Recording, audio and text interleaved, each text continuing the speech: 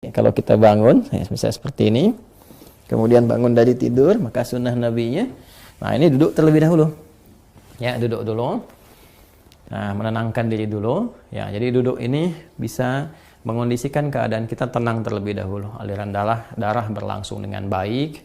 Kemudian juga ya perasaan yang mungkin juga agak sempoyongan, belum stabil, ya kan? Kita stabilkan terlebih dahulu. Nah, jadi tidak dianjurkan bangun langsung berdiri atau bahkan ke kamar mandi atau tergesa-gesa, tidak. Kita mengambil keseimbangan diri dulu, biarkan darah mengalir dengan nyaman, nafas teratur, duduk terlebih dahulu. Ya, nah, lantas setelah itu, maka Nabi menuntunkan supaya menghilangkan bekas ngantuk dulu, ya, dengan bagian tangan dari itu. Wamasaha biadihi min athari naumihi. Jadi kita menghilangkan bekas ngantuknya dengan bagian tangan yang diduga bersih, gitu ya. Nah, jadi nanti ada di hadis lain bahwa saat bangun tidur nanti saat bersamaan kita akan wudhu, kita dianjurkan untuk cuci tangan terlebih dahulu, ya kan? Karena tidak menduga di bagian mana tangan ini bisa menyentuh hal-hal yang mungkin kotor.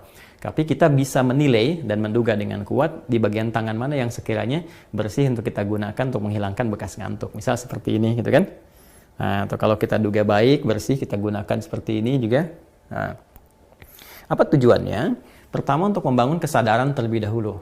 Ya, sebelum kita berdoa atau sebelum membacakan ayat-ayat atau kalimat thayyibah, supaya doa yang dibacakan, ayat-ayat Quran yang dibacakan, kemudian nilai-nilai spiritual yang dimohonkan kepada Allah itu tersambungkan dengan khusyuk.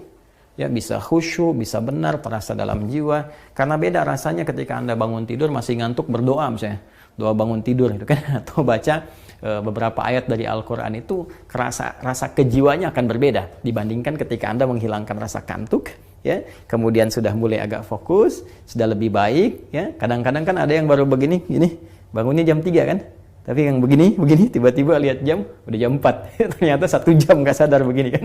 Nah, karena itu tidak dalam jeda yang lama, nggak pakai lama, jadi duduk, kemudian hilangkan bekas ngantuknya, seperti ini, ya, bisa demikian.